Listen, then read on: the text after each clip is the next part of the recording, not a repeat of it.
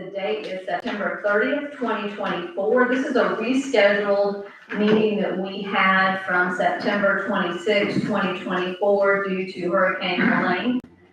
This is our budget meeting, so we always, during the month of September, we will meet twice. We have the first reading and then the second reading. Other municipalities are following suit with that as well.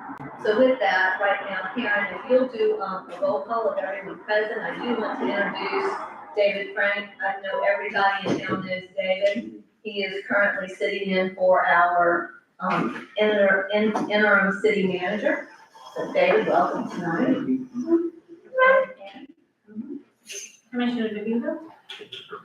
Present. Commissioner Lori? Commissioner Banks? Present. Commissioner Burton? Here. Mayor Myers? Anybody else? Oh, you gotta go ahead, okay. David Frank? City Attorney? Here. George Hill? So Steve Coughlin, Finance Director? Here. And Colonel Wells, Sheriff's Department? Right. He's not paying attention, but he is here. He is here. Yes, I'm here. Well, he's here. City Clerk Karen Hicks. Here, everyone is present. And with that, if you would, Commissioner Banks, if you'll lead us in invocation. From that, we'll go into our pledge of allegiance. Stand if you're able, please. Father, the gracious God, we thank you once again for your loving kindness and your multitude of mercy. God, we pray that you continuously lead us and guide us and bless our communities, the adjacent communities, protect all of us. We ask this in Jesus' name, we pray, amen. Amen. I pledge allegiance to the flag of the United States of America and to the republic for which it stands, one nation, under God, indivisible, with liberty and justice for all.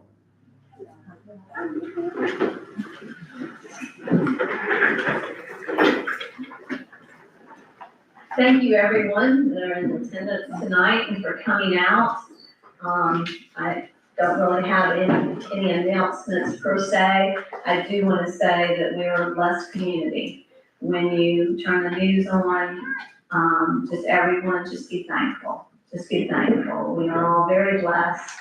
I don't think we really even had many power outages, and those that we did have, the FPL got on them very quickly. We had a few trees down. We continue to have limbs that are falling. So still be careful out there. There's something else brewing, but we're hoping that it stays far away. But with that, thank you for everyone for your understanding with us having to reschedule this meeting.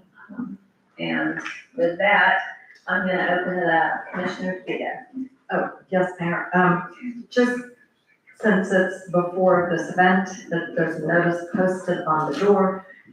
This Thursday at 6:30 is the Women's Club's annual election forum. That the Women's Club is building by the library. The notice is on the front door when you came to City Hall. And all the candidates get 3 minutes to speak. 3 minutes to speak. 6:30. And early voting does start on October 21st. They've opened up early voting for October 21st for anyone that's interested. And with that, we have had a request that we move, commissioners, before I open up for public comment, we've had a request that we move the city manager item to the front. Does anyone have an issue with that? That's kind of Okay, so we're gonna move that one to the front. Our interim city manager is driving in. I spoke to him just a few minutes ago and he has made it to Gainesville. He's had, what a lot of us don't even think about is he's had some issues because your cell service, the cell towers are down through a good portion of the area that he was driving through. And we all rely on our maps on our cell phones. So he said about an hour out of Gainesville, he finally got his cell service. So obviously he must be good with directions, but, you know, so he was, yeah, head south. So he knew he was heading south, so he headed south. He will be tomorrow morning, commissioners. I'm going to meet him at 9 in the morning, and you're welcome to stop by and meet him and introduce yourselves. That would be, I'm glad that he's okay. Yeah. He's still run up towards him and he's having to drive through all that around it. he is, he had to drive through all of that and around it, but he is coming. He is coming. So with that, at this time, I'm gonna go ahead and open it up for public comment. Karen, we didn't have, obviously, nobody filled out any comment cards. This is an opportunity, if it's not on the agenda, for you to come forward and share, any concerns or happenings that you might have. Please come forward, introduce yourself, and state your address if you will. Okay, no one coming forward. With that, I'm gonna close public comment. And let's go ahead, commissioners, before we open up our public hearings, and let's move on to, our city manager advertising. Thank you. I'm gonna turn it over to you. That would be awesome. Thank you. Well, I appreciate you recognizing us early. We both of us have a long drive home tonight. George Forbes is here with me. He's also a senior advisor with the Florida City County Mayor's Association. I think you've met him before with your strategic planning discussions. And he was involved here several years ago, but unable to join me in the last presentation, but he'll have a couple comments to make soon. The purpose tonight, though, is to make sure that you're happy with the advertisements for the next city manager. All the portions of that are incorporated in the position profile that we have prepared. Basically, this is an advertising document. It has a little Chamber of Commerce stuff in it, trying to convince some of the candidates that this is a good place to live and work. But more specifically, there's some items in there that it's appropriate for you folks to approve as part of this tonight. So I'm here to ask you to either approve it or amend it as you think appropriate. A lot of this was put together with the attributes questionnaires information that you had submitted. We tabulated those and got the highest priority items to put into the qualifications and major challenges. One item that's important is the deadline for applications. We've got it for them coming in October 31st. Basically a month from now.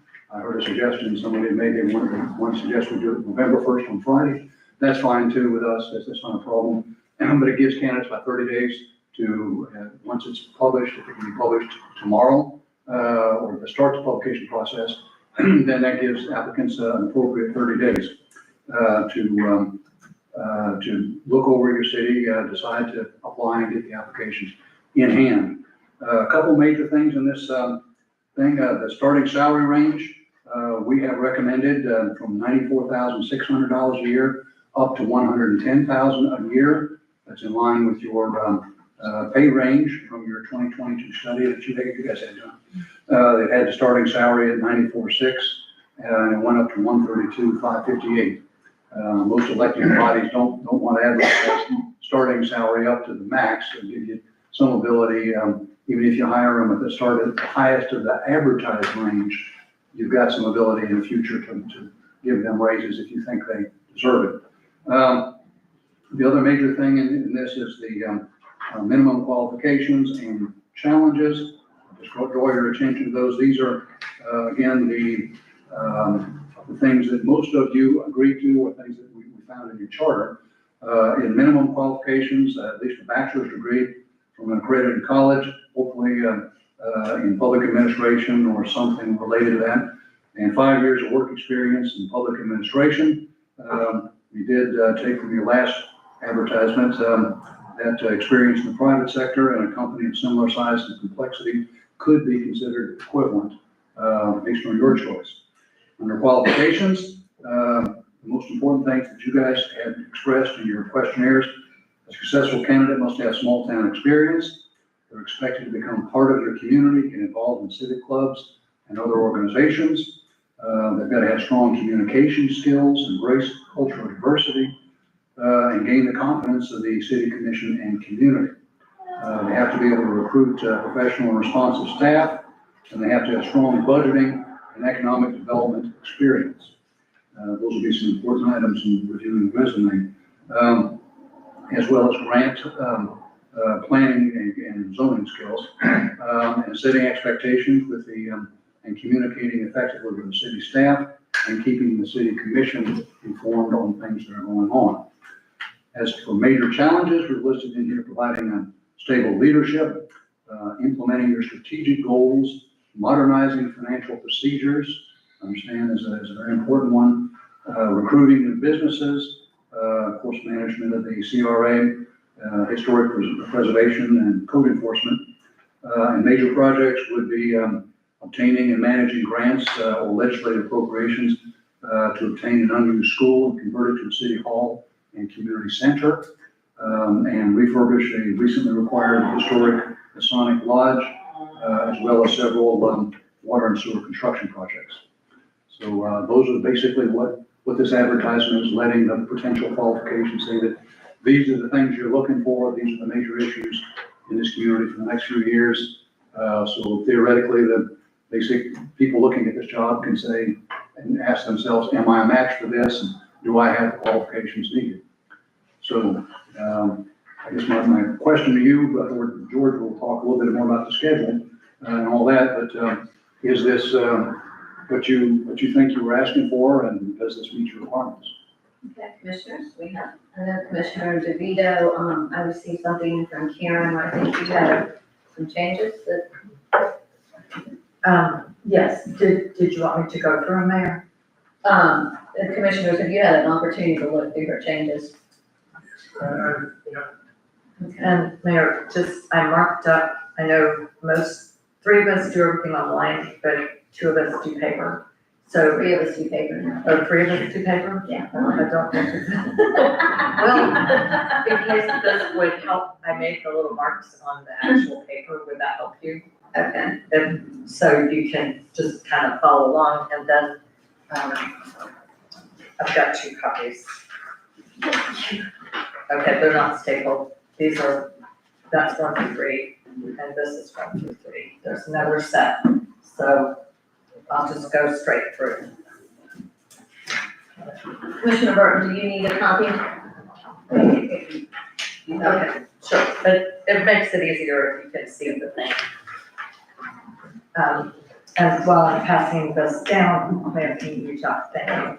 Thank you very much. While I'm passing this down, I just wanted to say thank you very much to the senior advisors. I thought it was really good, and I especially liked the choice of the photos. I thought they were very representative of just the community, giving the flavor of the community. So I thought that was a great start. Just starting from the top, since we delayed this meeting and the ability to approve it, I was thinking instead of having an application deadline of October 31st, we could extend it at least to Friday the 1st, giving at least one more day. Potentially Friday, November 8th, that would be after elections that occur in November. I spoke before the meeting to the senior advisors, and they want us to move this thing along. I guess that's our idea, but anyway, Friday, November 1st, George said wouldn't be that big deal. Then do you just want me to go through, Mayor, and highlight what I think, just instead of discussing it, or? If you want to, What would you like? that's, Okay, so, then at the bottom of the introductory section where it talks about, our cultural diversity, I thought it was more descriptive. I replaced the word large with significant, and I added, I looked up on the census data for 2024, and it had the actual ethnic breakdown. it also has that our population is 1,702 people. So we've grown from 1,654 to 1,702. So that would be for 2024, is what you're saying? Okay, so are we writing that in? I had that. Oh, okay, that's, okay, I'll put a little star there. You're absolutely right. So, I was looking as well at the sample brochure that another senior advisor, Mark Ryan, did for his city. And, so I thought we could change history to history and highlights, but particularly just pertaining to the history, before we get to the highlights. At the very bottom of page 1, it says, Crescent City has a long and fascinating history that dates to the 19th century when it was first settled by pioneers. Town grew rapidly in the late 1800s thanks to the citrus industry. And I added it, you can see written there at the bottom of the page, as well as post-Civil War migration from the north and upper south and tourism, because that's true. It wasn't just the citrus As we get through industry. this, commissioners, probably what we need to do, rather than go back, do it again, is Sure. everyone okay with adding that wording, that wording in there? Commissioners? Okay, okay. Right, and, I don't know what. You have insert A, I'm just afraid that that's gonna take it, is that gonna take it too long if we insert the one in? Go ahead. Well, I talked to George about that as well, and Jim. Basically, insert A is, It has the education, business and shopping, recreation, and I mean, that's, right, and my alternative suggestion, if you don't want to include it in here, is to make it an addendum. And Jim, do you want to speak to that? The paragraphs on education, businesses and shopping, recreation and civic organizations, you said that. Can I make a suggestion? Yeah. What you're really talking about here is mostly, description of your city and some chamber of commerce things and history. And I think that's fine. I think if the council is all right with that, of the commission, perhaps I can just take your notes and try to incorporate as many of those as possible and send them to you. I think the main issues here is like starting range for salary, I think so what are too. the qualifications, Yeah. what are the challenges? They can do, That might save everybody a lot of time tonight. Thank you, Commissioner DeVito, that's a great, overview of what we have to offer here in the city, but I think for an advertisement, this is more of a professional advertisement, and, Well, Yeah, actually, I can try to incorporate a lot of that stuff, but to go through it, I saw she has quite a number of things, and Yes. you've got a lot on your agenda tonight. And if they're not consequential to your approval, you're talking about adding some history footnotes and that sort of thing. If they're not things like changing the date for the resumes to be in, or the minimum qualifications, or paid or anything like that, I think we can work on adding that. That's just minor stuff. Commissioner, Lauren, I did have a question.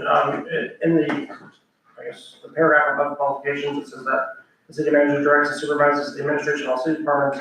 He recommends the city commission appointment and when necessary, removal of officers, employees. that should be directors. That is what I I have wanna it make sure. changed, I have it changed on mine, that Because that should be the directors. I just want to make sure, it sounds like we can hire anyone else as the directors. okay, well, Go ahead, Commissioner, DeVito. okay, so the reason I included information about our city is because Commissioner Lori and I spoke with another senior advisor, Mark Ryan, who recently left his city in, I think it's Indian Harbor Beach in Bergen County. And he showed us the wonderful brochure that he did, and he said, you need to sell your city.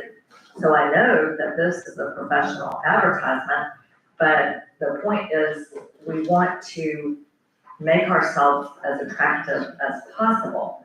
We have had a hard time since 2018 attracting a depth of field, even a number of candidates. So my thought is, if this is recommended as a way to attract candidates, that it would be good to have it available so they don't have to go scrounge around for it. So I would like to see it just kept together and added as an addendum, because I tried to include everything I I'm could. fine with adding it as an addendum. Well, we can try to do it, the problem is we can't probably do that by tomorrow, we have to get this set out tomorrow, so tonight, tomorrow morning, Jim's gonna make the changes. We missed the veto, the first set of changes, she can give us, because there are not that many of them, we can make those changes. We can make a few of the other changes that she suggested. as an addendum, we can do that, but we probably can't do that by tomorrow. We need to get this job ad out, then we can work on adding the addendum somewhere. And this will be posted to your website. Right. The ad itself will just have a link to this, so we can amend it as needed through the application Okay. process. Okay, I don't know that we need to do the breakdown on, the diversity. I think just to say that the city is culturally diverse with a significant Latino and African American population. I mean, if they're professionals, they'll be doing their own research, I would think, before they invest in the community. So I don't know that, because we're gonna leave somebody out, we're gonna leave. Okay, and I thought of the temple. I know, and so I would just say that's, I did have some, Yeah, we're not trying to write a book on Crescent I City, know. we're trying to write it to the I job understand, profile. yes. So I would leave that, I would take that out, that, she had made those, Commissioner DeVito had But made. she had a those word change, which is fine, I think the word was significant, that's fine, well, I do Yes. like that. And that's just my, We discussed the date, though, too. yes, I want to discuss the date as well. Commissioner, Lori, I like the idea of November 8th, for sure. Because I just think, not only will there be election here, but there's gonna be election everywhere. So you might have some people that are gonna change their minds about where they are. So I mean, I think, and I really think the more time we can give, the better. I know we wanna get this done and we're running into the holidays, but I don't wanna cut it too short. I mean, and some of this stuff does take out, like FCCMA and ICCMA, it doesn't take a while to get it in their monthly thing or whatever it is. I mean, I think the November 8th is the minimum we need to. I'm going even further. I was thinking. That's gonna pull the whole system up in the problem to possibly after, the reason that we were kind of in a tight time frame here is the applications have to come in, we have to review them, let me just jump ahead, Jim, just a little bit.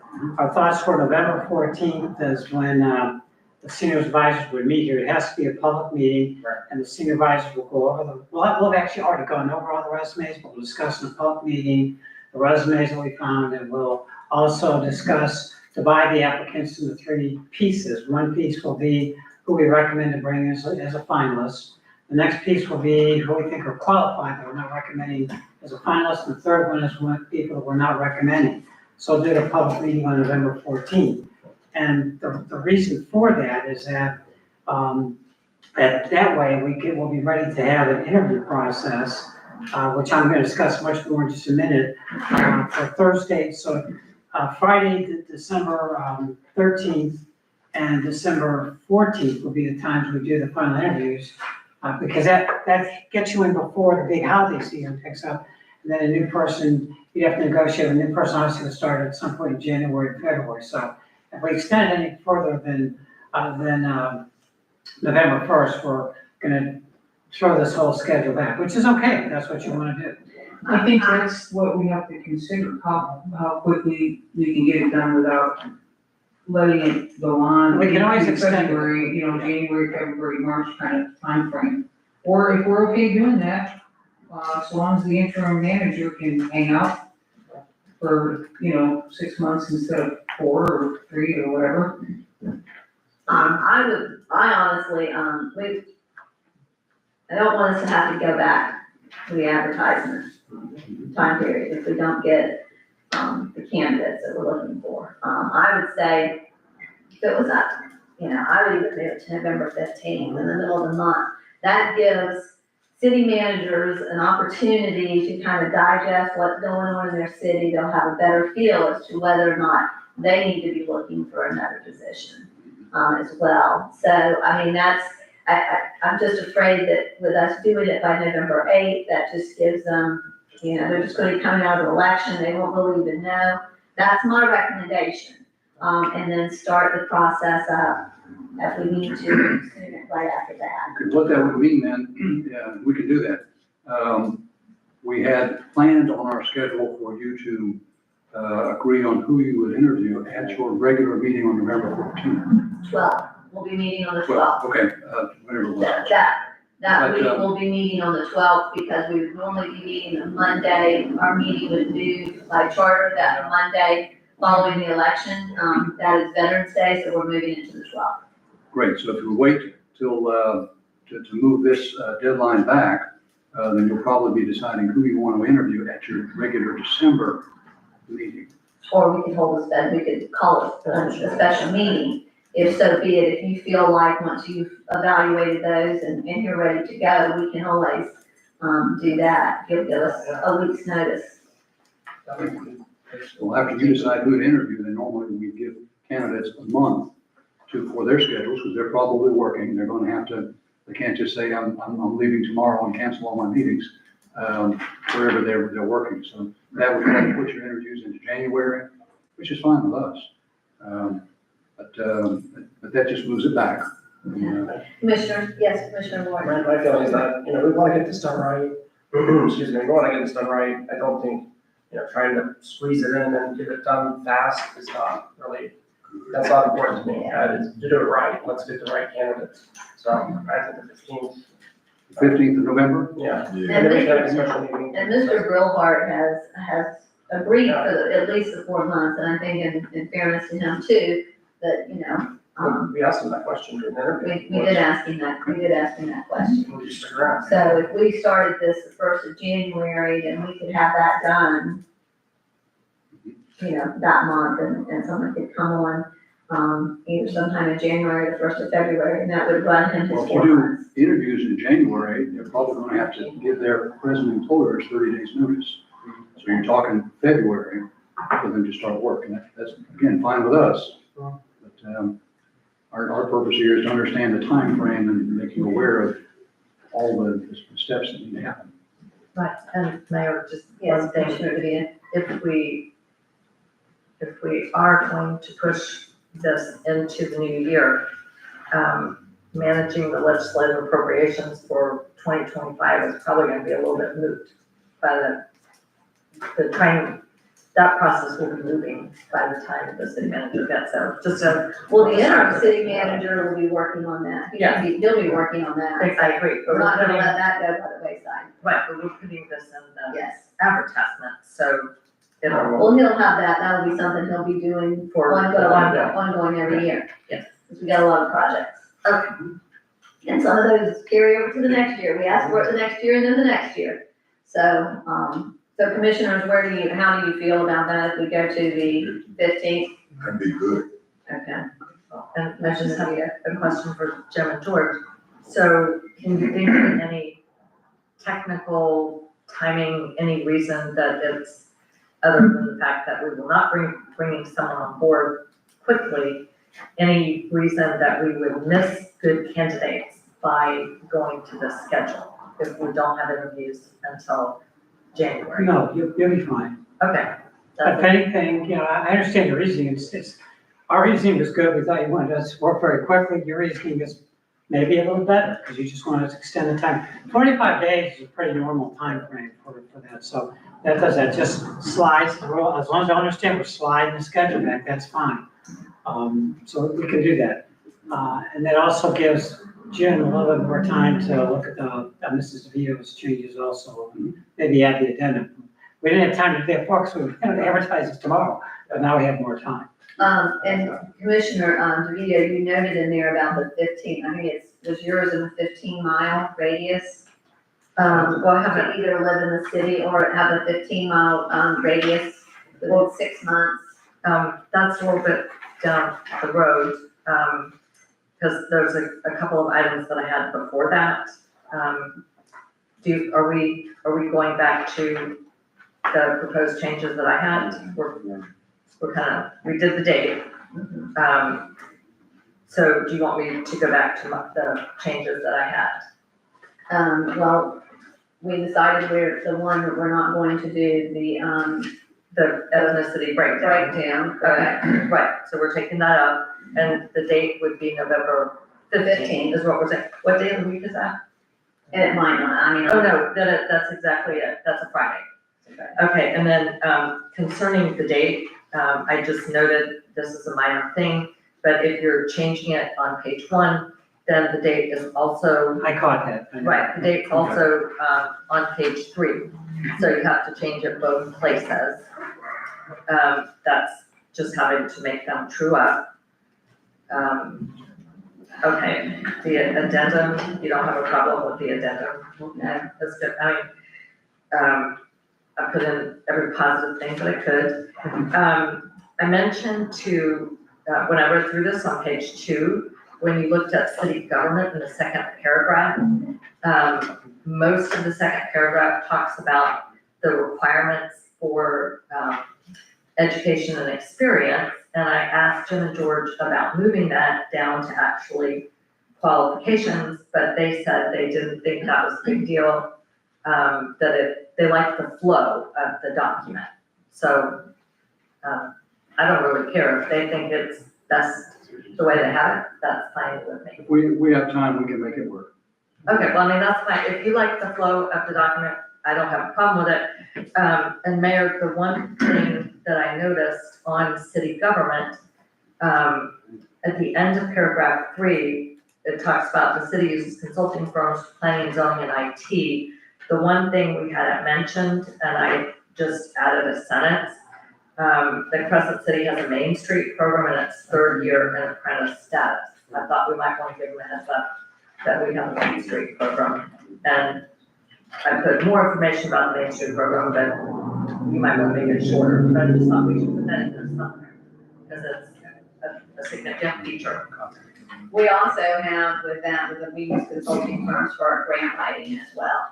So we have our grant writing, and honestly, we have for our engineering, but I think we're just getting way too much, but, so Main Street, so the Main Street, is everyone okay with adding Main Street? But, Okay, the good news for whoever's coming in is that we don't expect them to do planning and zoning, okay, which we used to.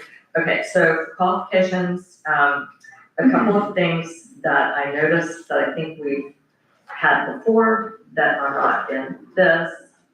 The main thing to me was we don't say anything about membership in either the international, whatever it is, the I see him. ICMA and the FCCMA, which is the International City Managers Association, and Florida City County Managers Association, is that right? I think always in the past we paid dues and we've had the city manager be a member, and so we would just add that they should be a member, or become a member.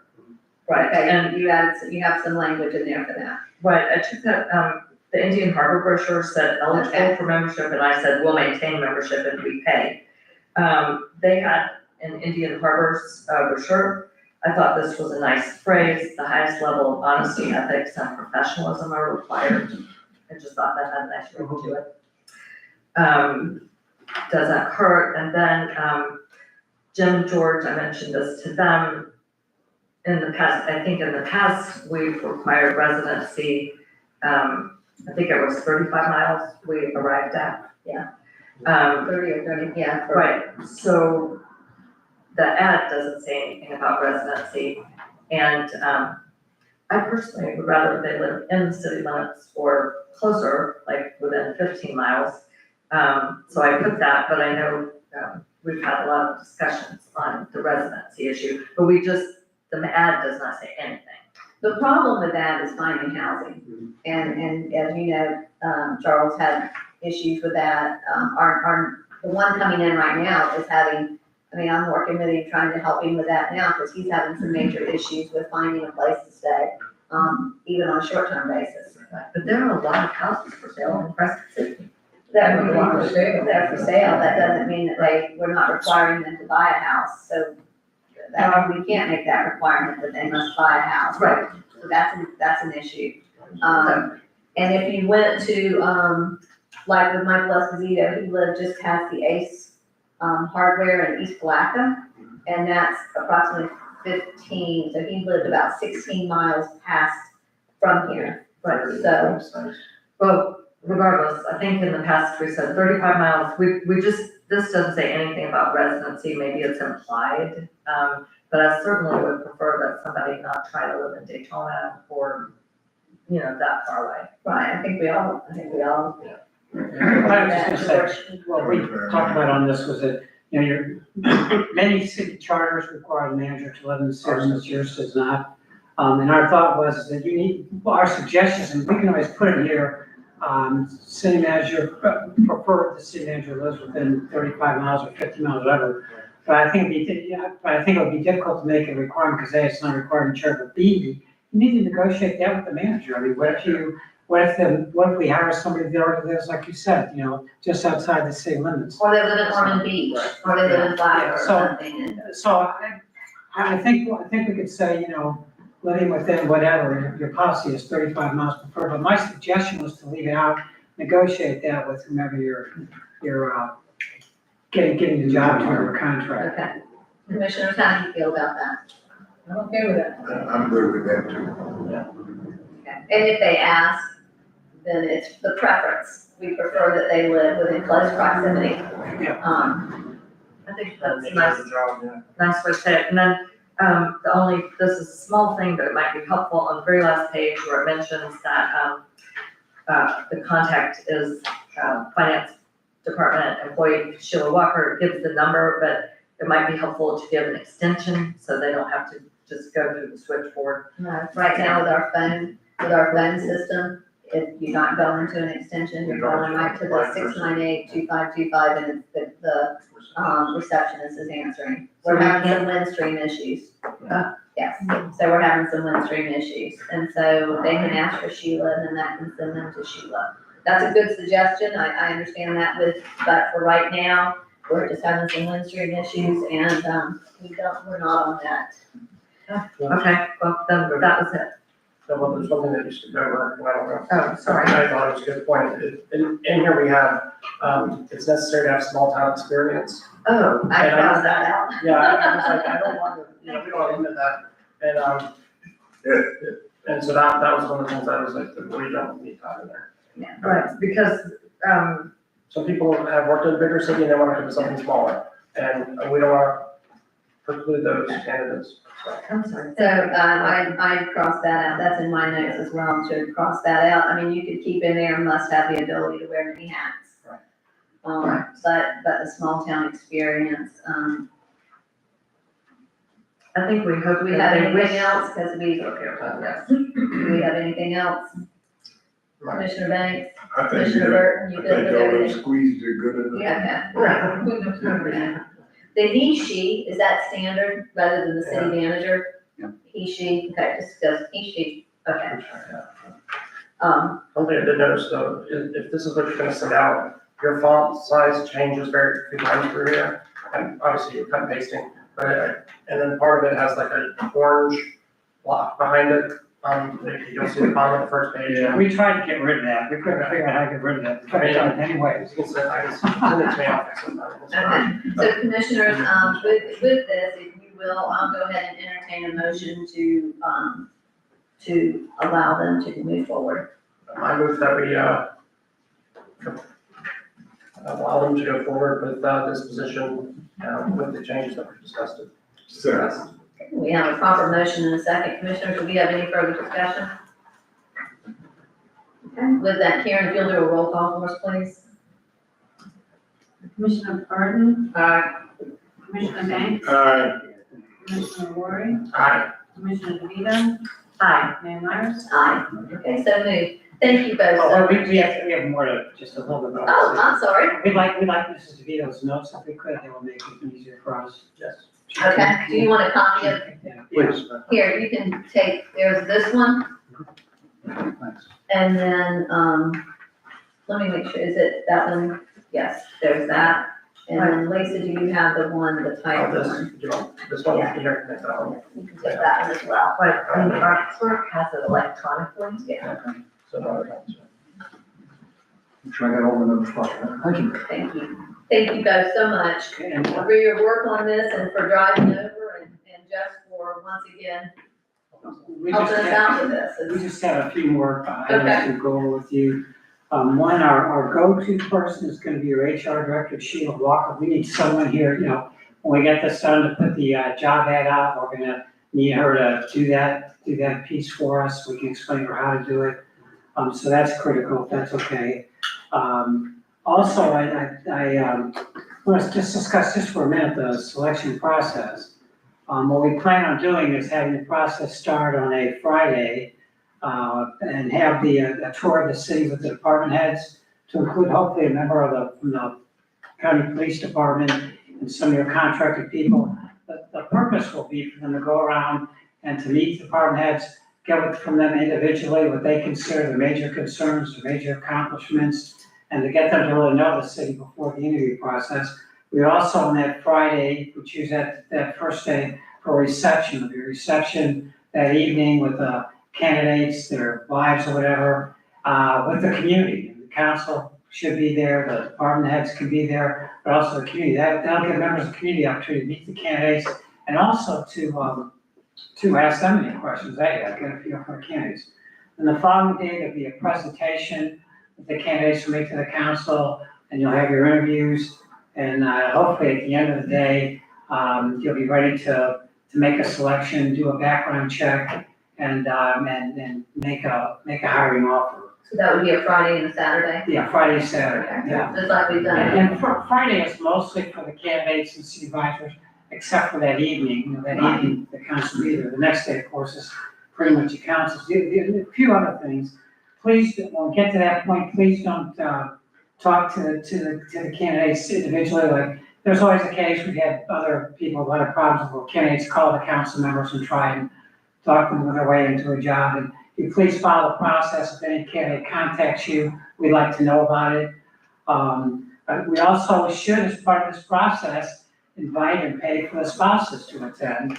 And the reason for that is if the wife or the husband, I guess I should say, that if the husband isn't happy, believe me, they're not gonna be staying here. So I know when I came for the job in Jackson Beach, I think they were short-sighted. I can say this because it was 100 years ago. And they wouldn't let me bury my wife. And they offered me the job that night. I told them I can't accept the job. They said, why? I said, because my wife and daughter have been here to tell me that this is acceptable. And they said, do you think there'll be any problem? I said, no, but I'm still not accepting the job until they come here and take a look at the community. So I think it's critical that we allow and pay for the spouses to come, and it's pretty critical. We also need to make sure, before we find out if the interim is going to apply, we need to make sure the interim city manager totally stays out of this process, because we're going to be working with the HR director. My next step will be to design the entire product, pretty much all I have in my head. I have to write up the interview questions. We'll let the council review the questions, but remember, this is part of the test. So the interview questions can't be seen by the press or anybody else. See it on the website, you have all the candidates have the questions ahead of time. So it's critical that we keep that private. I know there have been some processes I've seen in larger cities that take several days. And I know at least one candidate that watched the interview process with other candidates. So he's all totally prepared with all the questions when he walked in there. So there's a lot to this, but I think we can run a very successful process. And as we get to the next step, we'll go over this again with you to make sure that it's your process, that you like the process we're doing. I think we're running a very good one. I will make sure you approve the interview questions and exactly what. So when you send us the interview questions, commissioners, he's asking us not to forward those to them. Yes, not to disclose them at all. And after the interview, they'll be open to the general public Yes. for transparency Yes. purposes. Okay. Okay, that's. Commissioner Lori has a question. One question, I know Charles had suggested this when we were interviewing the interim, is that on that Saturday, are we gonna have one-on-one interviews with candidates?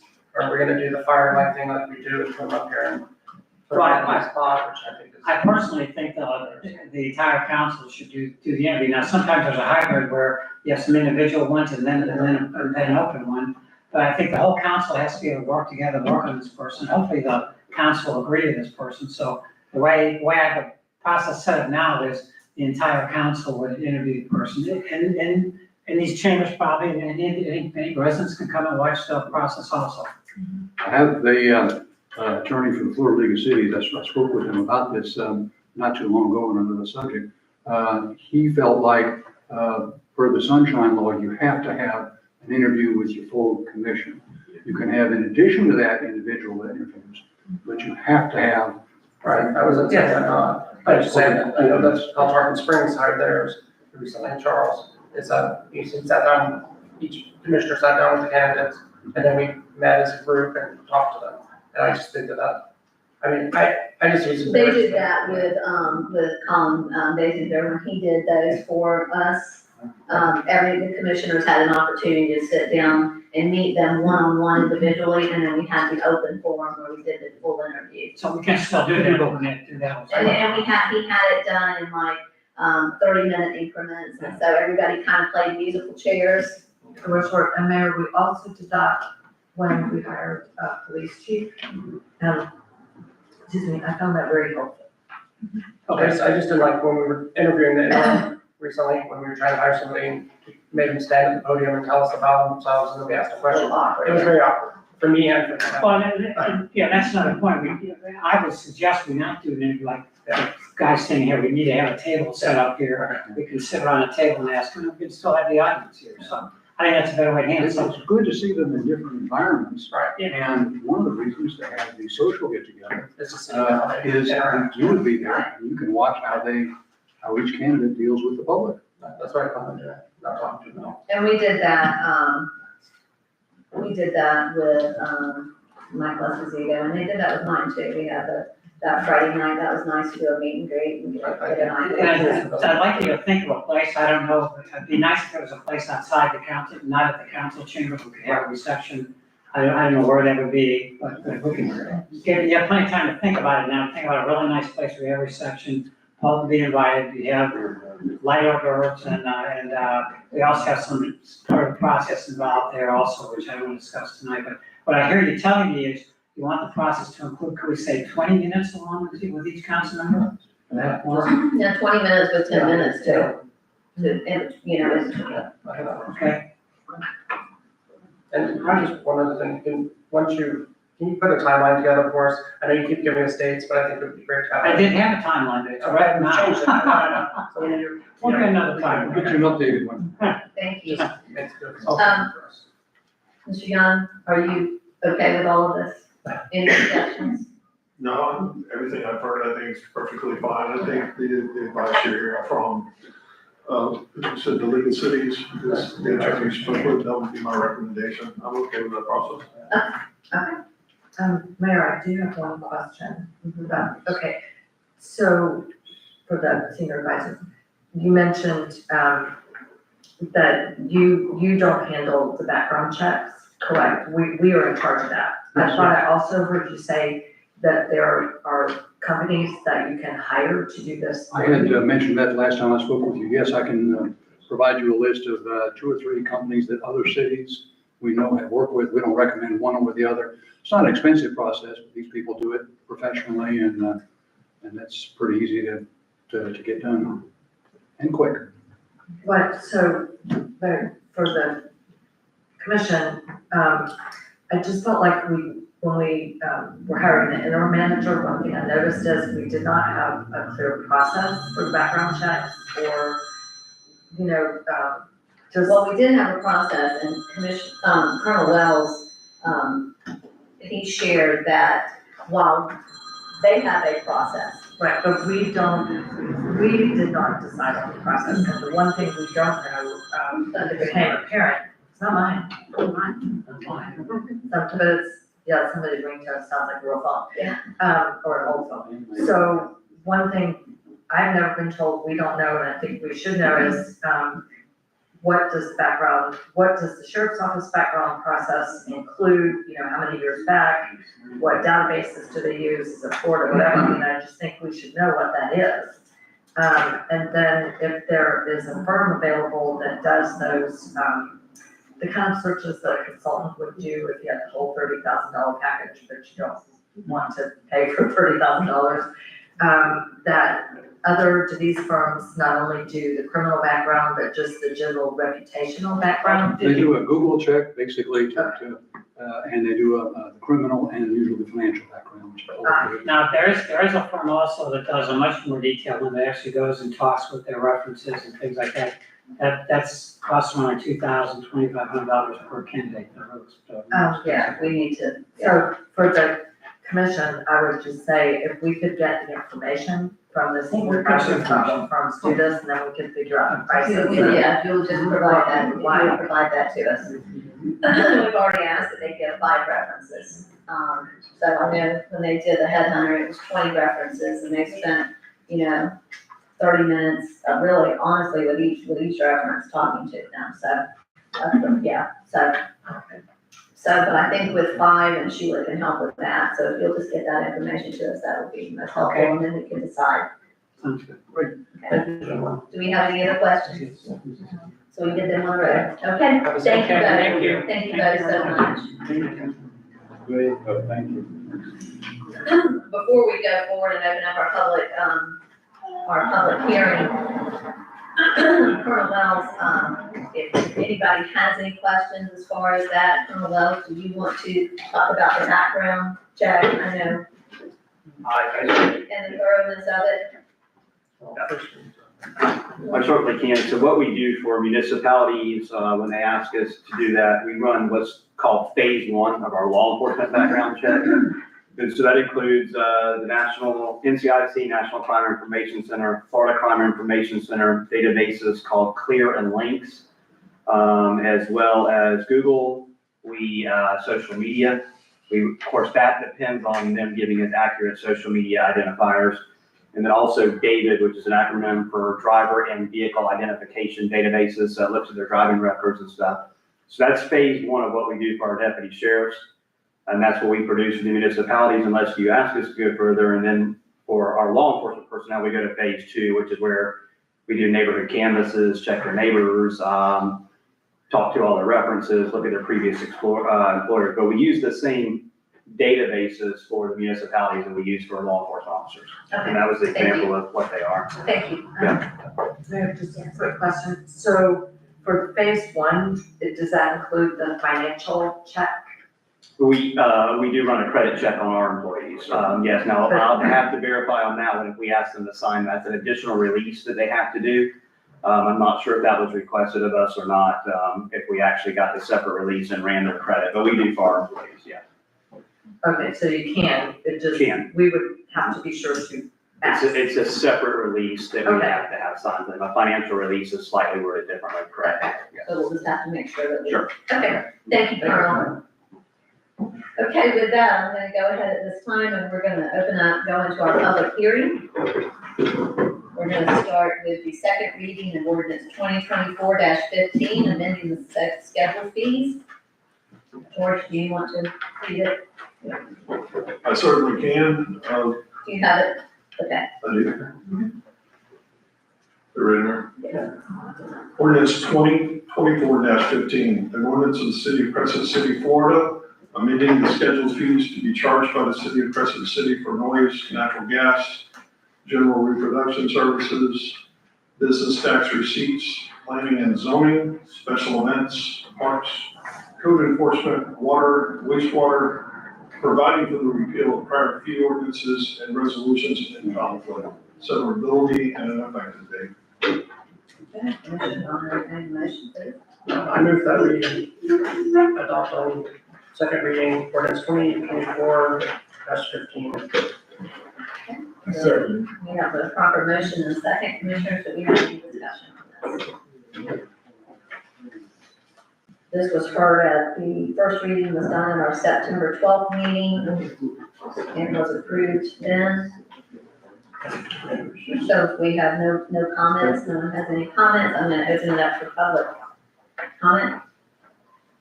If anyone has any comments on this, please step forward, state your name and your address if you will. Seeing no one come forward, I'm gonna close public comment. So Karen, I'm gonna ask you, if you would do a roll call for us, please. Commissioner DeVito, Aye. Commissioner Ward, Aye. Commissioner Banks, Aye. Commissioner Burton. Aye. Mayor Myers. Aye. So approved on the second reading. So now we're going to go to our resolution 2024-11. And this is for, this is adopting actually the millage rate. And this is the first time in 10 years, at least, that we are doing our rollback rate, which is a good accomplishment for our city. So George, I'm gonna turn it over to you.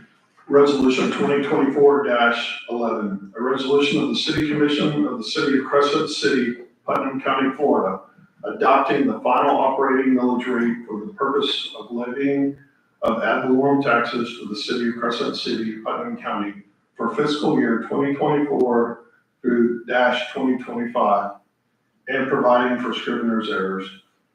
Okay. Commissioners, I'll entertain a motion. I make a motion that we, accept 2024-11. I'll second it. Okay, so we have a motion and a second. Before we go forward, I do want to make a note that on all of these, I have Donald Holmes as the city attorney signing these. Karen's going to change those, and George Young is going to be the signer on these. And commissioners, do we have any discussion? Yes. I just have a question, for our city clerk. So this is not the same resolution as was in our packet. What is different about it? We added, the millage rate, to the title itself. Where the millage rate wasn't on the original one, I added the millage rate after talking to DOR. So it reads the resolution of the City Commission of the City of Crescent City, Putnam County, Florida, adopting the final operating millage rate. That was not on the original one. Okay. And then also, there was a whereas in there, and it had for the gross taxable value. So this is, when you look at what the gross taxable value is, that's the property values that the property appraiser is operating on. So that number is as was given to us by the property appraiser. Okay, all right, I just want to be clear, just want to make sure I'm looking at the right resolution and we know what we're doing here. Okay, that's fine with me. Thank you for Do we have clarifying. any other discussion? Okay. And with this, for anybody that's interested, so what this does is it keeps our budget income, our ad valorem dollars, at what they were last year. And not the millage rate that we had last year. We've changed that and it's rolled that back, and we're accepting the dollars that we were given last year for our ad valorem. Except for new construction. Except for new construction, thank you, except for new construction. So this is big for all of us. Okay, I'm gonna open it up for public hearing. If we have no other comments, you would please come forward, state your name and your address, if you will. Okay. With that, I'm gonna close public comment. Aaron, if you'll do a roll call. Commissioner Burton, Right? Commissioner Banks, Aye. Commissioner Lord, Aye. Commissioner DeVito, Aye. Mayor Myers. Aye. Okay, thank you. So resolution 2024-11 has been passed and in final. Okay, then let's go to our budget. Ordinance 2024-13, we had our first reading of this on September 12th, 2024. Mr. Young, I'm gonna turn it over to you. Thank you, Mayor. Ordinance number 2024-13, an ordinance providing for, approving, and fixing the budget, setting the millage levy at 8.4340, allowing for general operations of the city and its various departments, approving and fixing budgets for special funds and debt service for the fiscal year beginning October 1, 2024, and ending September 30, 2025. God bless you. Commissioners, do we have any comments? Oh, we need a motion. I move that we adopt, ordinance 2024-13, approving and fixing the budget, on second reading for final adoption. I'll second it. Okay. Do we have any discussion?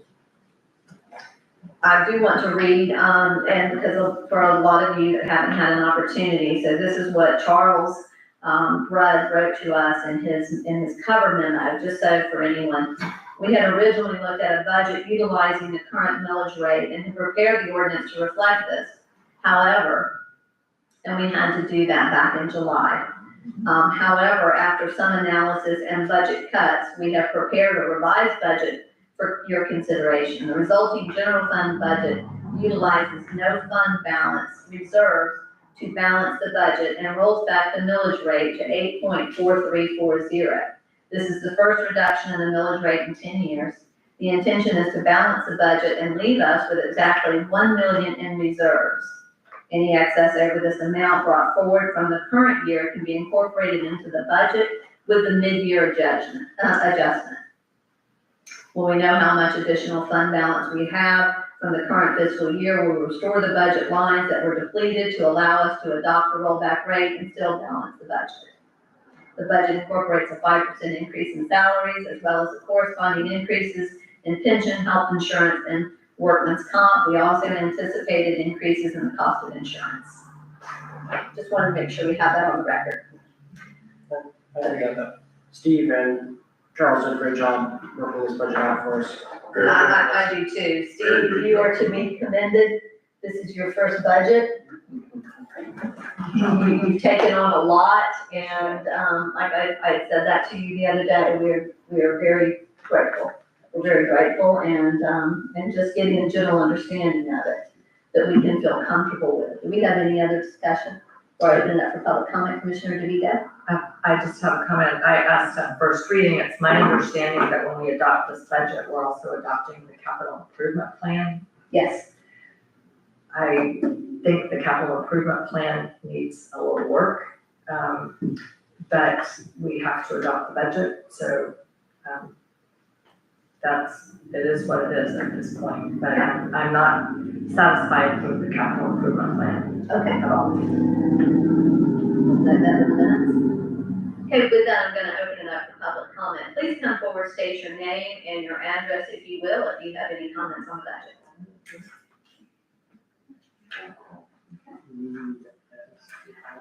Seeing no one come forward, I'm gonna close public comment.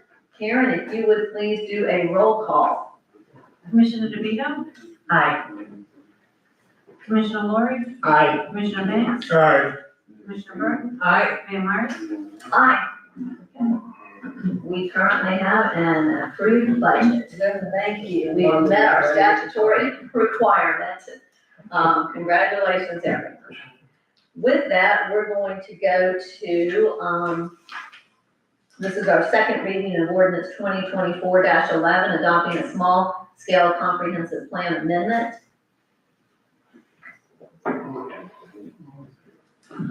I move we adopt. Well, he's got to read it. He has to read it first. Thank you, Commissioner Burton. It's awful long. It's a long one, so if you wanna jump ahead. So, ordinance 2024-11, an ordinance of the city of Crescent City, Florida, adopting a small-scale comprehensive plan amendment in accordance with section 163.3187 Florida statutes.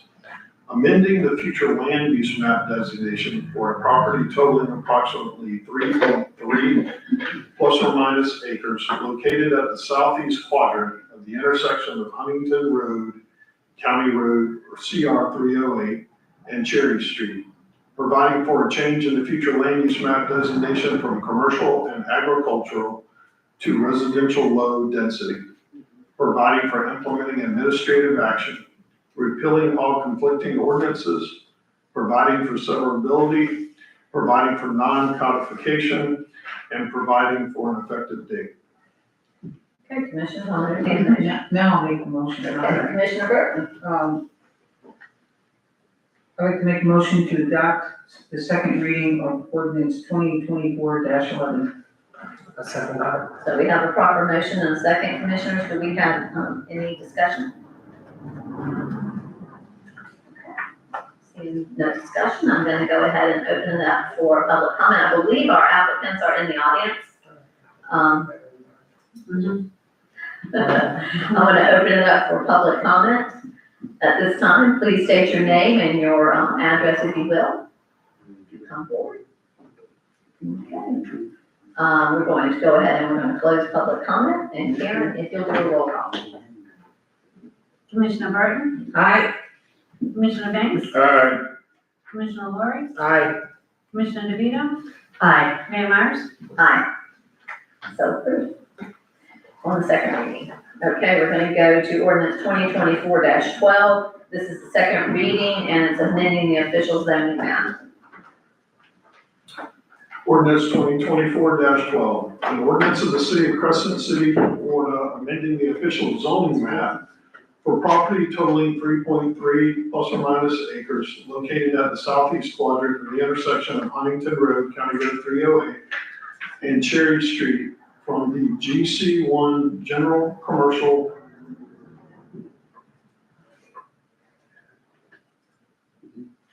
Zoning District. I'm sorry, let me back up. General Commercial and the AG Agricultural Zoning Districts to the SR1 Single Family Zoning District, providing for implementing administrative actions, repealing all conflicting ordinances, providing for severability, and providing for non-codification, and providing for an effective date. Commissioners, I'll entertain a motion. Move that we approve the second reading of ordinance 2024-12. I'll second. So we have a proper motion and a second. Do we have any discussion?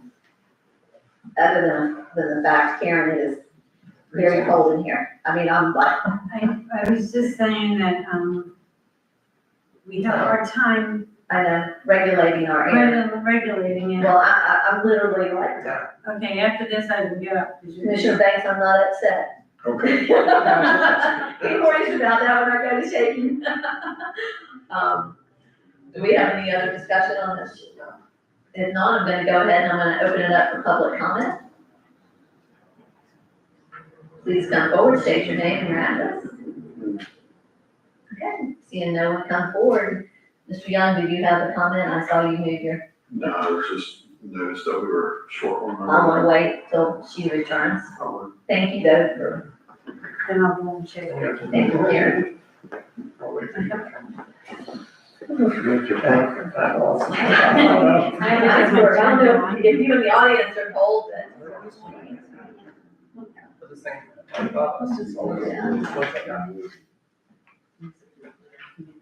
That's why I don't wear it.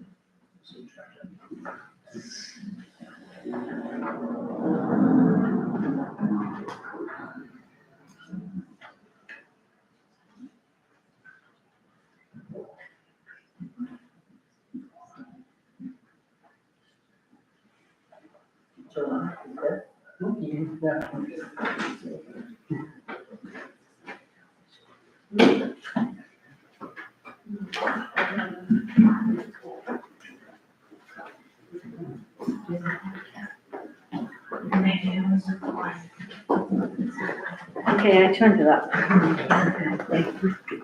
That's why I probably like we should have just public reason. Commissioner DeVito, we, had no discussion, we opened it up for public comment, there was also no discussion. Okay, so we're ready to vote, unless you have anything, do you have any comments? No, I do not, and if I missed the vote, I was gonna ask you to record my vote, but then here I am. But we waited on you, Thank thank you. you, thank you, Mr. Young. Commissioner DeVito, Aye. Commissioner Lori, Aye. Commissioner Banks, Aye. Commissioner Burton, Aye. Mayor Myers. Aye. So approved on the second reading. Thank you both for coming, we appreciate that, and thank you for the investment you're making in Crescent City. Thank you. With that, we're gonna go to the second reading of ordinance 2024-14. This is adopting the new land development code. Mark, you wanna come forward? And then, Mr. Young, if you'll read this for me, please. So we go ahead and read now. Yes, sir.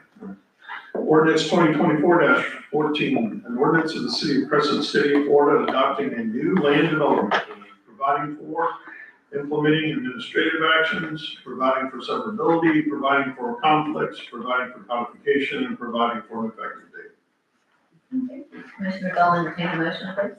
I move that we approve on second reading ordinance 2024-14. Second. Second. We have a proper motion and a second. We'll open it up for, do we have any discussion? Any comments, commissioners? Mayor, I do. Yes.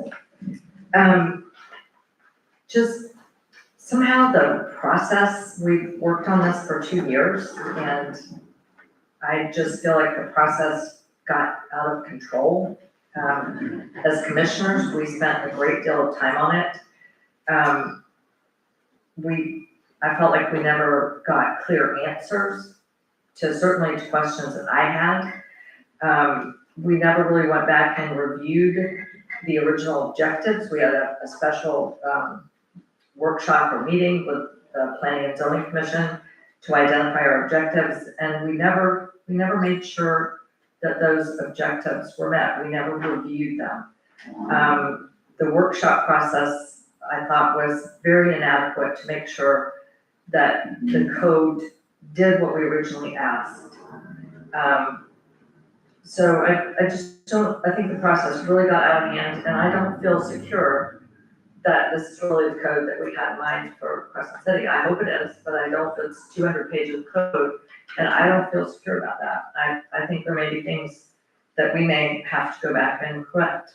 I hope not, but it wasn't an orderly process where we confirmed that everything we wanted was being done.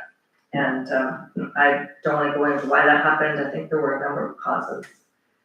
But that's my comment on it. Okay, thank you, Commissioner Boyd. I have been involved with this process for the 2 years, just like you have, as a planning and zoning member and a member of the public.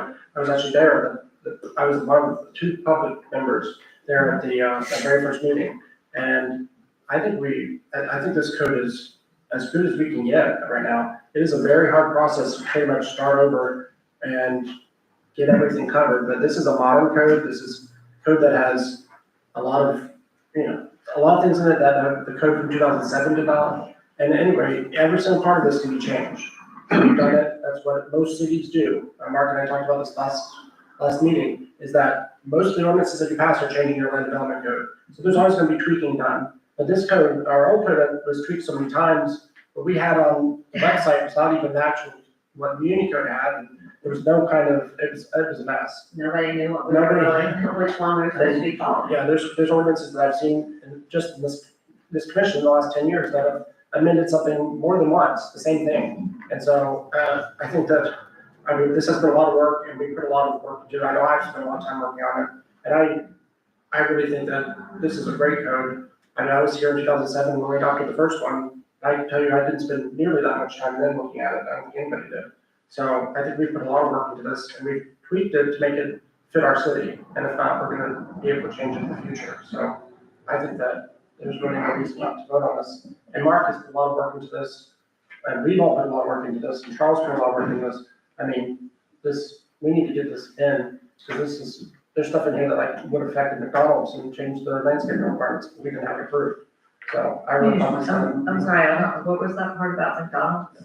There's things like landscaping requirements that were different, that were old, that we had never updated, now are updated, and the tree protection requirements on sites. So this is a good code. I don't know why we want to delay it anymore. We need to get it approved and adopted. Well, one point is, we were never told where different sections came from. Were they drafted for us? Generally, it turned out no, we had to make a lot of changes. I'm just not convinced that this code is really tailored for Crescent City and does what we had in mind to do, and that's very, very important. Okay, Commissioner Burton. Yeah, I just want to say that we have been working on this for 2 years. I want to thank the commission, okay, because we have put a lot of time into this. We did. Charles, Rudd, and our Mark, our planning and zoning board, Yeah. who there's been a lot of eyes, okay, on this particular thing, and there's just been a lot of work. And so I want to thank everybody that's put the time and effort into it, and I think it's time. I agree with Commissioner Lori. It's not set in stone. There's probably different things that will change along the way and get better, but it's time to move forward. Commissioner Banks, you good? We're always, yeah, I'm good. I'll go back in a minute. And it's very comprehensive, and we did through the workshops, go through it pretty much line by line. And I know that our planning and zoning did the same.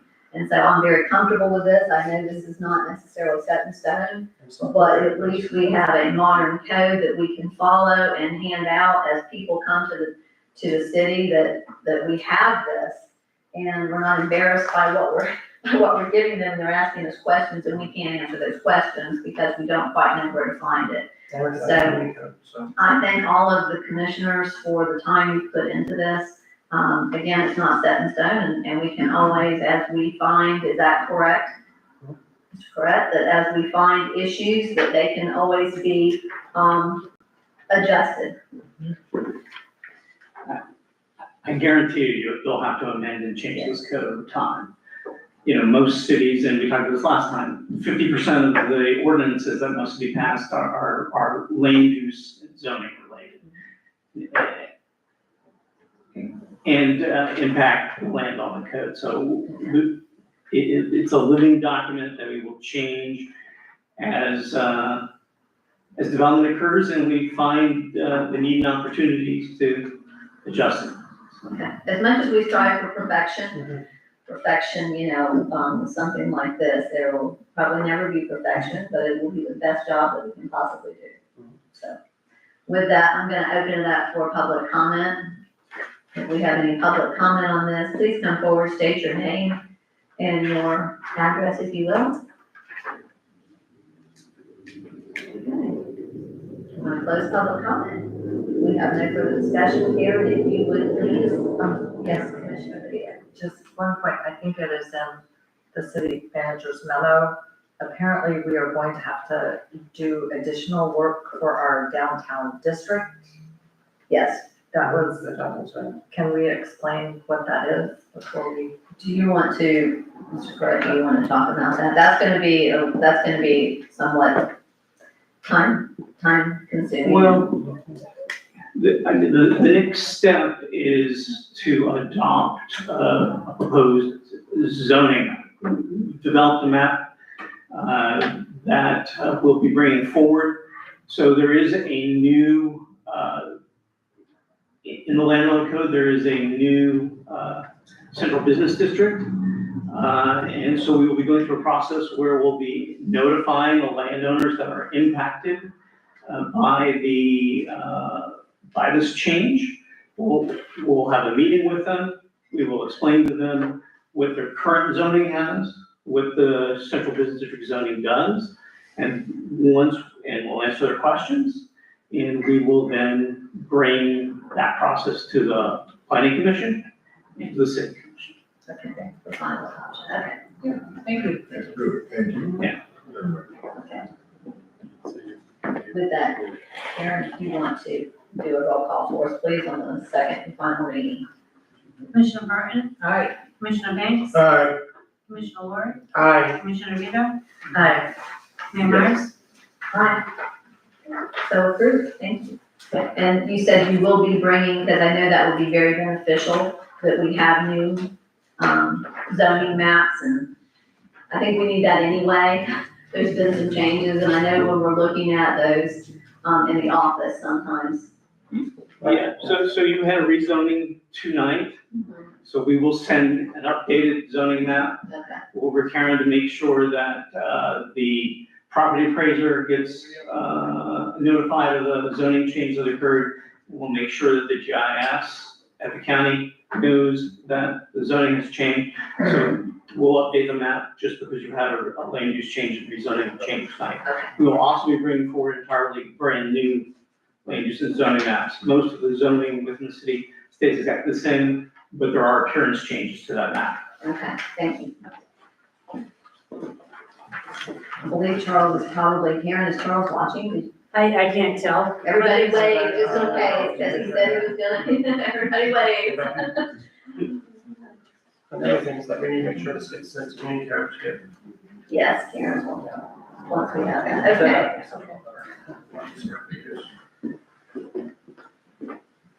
We're good, you done? Yeah, I just. Okay, then we're gonna move on to our business items, and so right now, next is the consideration for an end date for, Gullet Title, which is currently on a month-to-month basis, in our space on Summit Street, so, yes. Sure, I know in the memo that Charles wrote, it says that they might, the title recently informed me that it might be as late as June 2026. And I believe at the point, it's actually 2025. Yeah. Yeah, that was a shock when I read that, I was like, that doesn't sound right. But, it is my feeling, unfortunately, that, you know, we need to set a date for them. I don't think that there's really any, they're not in a rush to get out of there. And the fact is that we, you know, if we didn't have another tenant lined up, it wouldn't be a big deal. But, you know, the sheriff's department wants to be in there, and we've told them that we will provide them an office. It's in our new contract with them. And I'm just really, I don't really see a lot going on at their place over there across the street. I just don't know what, I know they should have been able to rebuild the whole thing from the inside, in my opinion. I'd love to say something too, please. When he's here. Who's been around for that? I think I'm kind of along the same lines. You know, we gave them until March of this year, and now it's September, it's an extra 6 months. I really don't think that they've negotiated that in very good faith, as far as trying to get things done. I agree, with Commissioner Laurie that you go by and there's absolutely nothing going on there. And I think that we should really go, with the, recommendation to, give them a date, give them their 30-day notice and, have them out by October 31st. We are obligated to, give a space to our sheriff's department. And that's the space that we've promised. We promised they would be moved in, by April of this year. So I just think that that's what I think we ought to do. Okay. Commissioner. My question, when did they go to the 30 day? Was that at October 1st of last year? The month lease? Do you know? Month to month, I believe it was December of, or it was I was just trying to remember. 2022. I think it was But I 2022. mean, the point was that we're gonna be out in a few months, and this has been Yeah. a lot more. And then we extended it and we continued it on a month to month. And I do want to say that Gullet Title has been, an outstanding tenant. This has no reflection on them as a tenant with us. It's more on the fact that, you know, number one, our sheriff's office needs better visibility. I live on Prospect and people are always looking for where is the sheriff substation, you know, and so I believe that for us, from a city standpoint, that does provide us with better visibility, having them right there. I don't know that October 31st, I don't know, Commissioner. 30-day notice is sufficient, that's part of the contract. Okay, so if you want to make a motion, I think, why don't you, if you want to make a motion and then we can go from there. Do you want to, would you like to speak first before we do anything? I don't know what to say. I mean, If you introduce yourself. so that I'm everyone- Amy Gullet. I'm working on the office personally. And I've seen you there, I know your card is there, that you are working there. I mean, I've tried to hire some people to help me out. It's the stripping that's just taking a long time, and as soon as that's done, it's gonna be pretty quick. So it's just, we didn't even start working on the office until last year, so, or the beginning of this year, so. So it's 60 days, will that be enough to get you the stripping done? Sure. I mean, I was gonna, yeah. Longer the better, but, you know, you gotta do what you gotta do. Right, I mean, we're just kind of stuck with the hard place, you know? Yeah, I totally get it.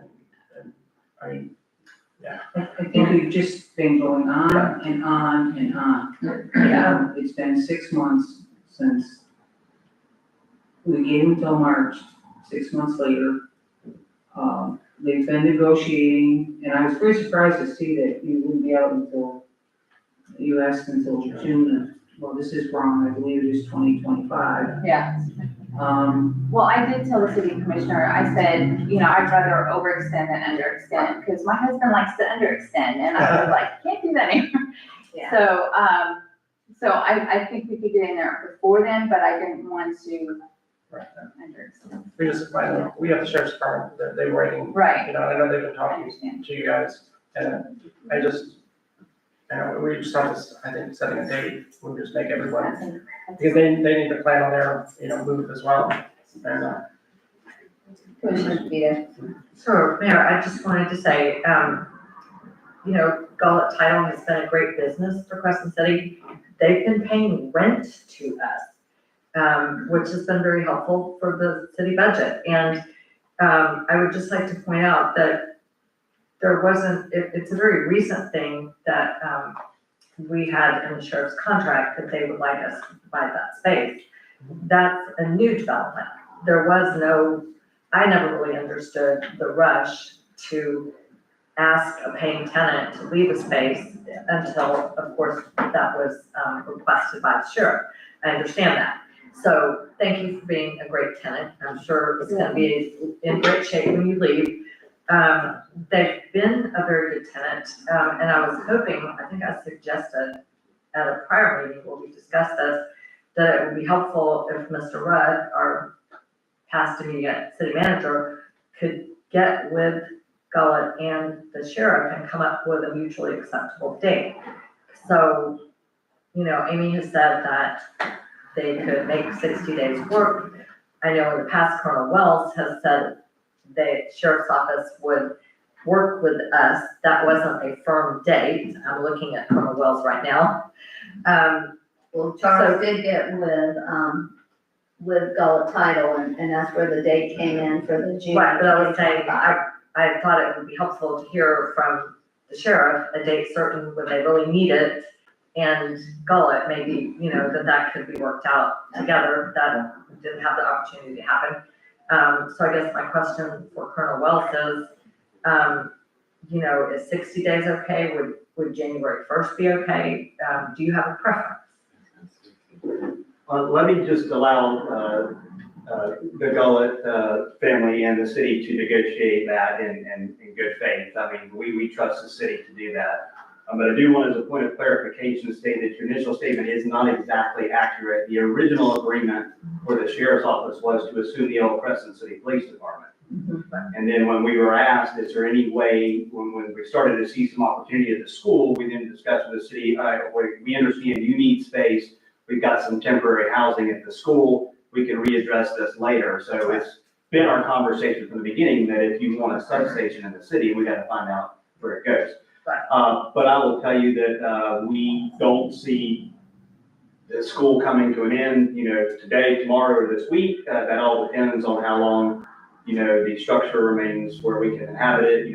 Air conditioning systems and stuff along those lines are no longer supported. So the sooner the better. But I do trust both of these parties here to negotiate that in good faith and for the benefit of the sheriff's office. So I don't want to set any kind of finalized, I'd like to leave that to the city and Gullet again.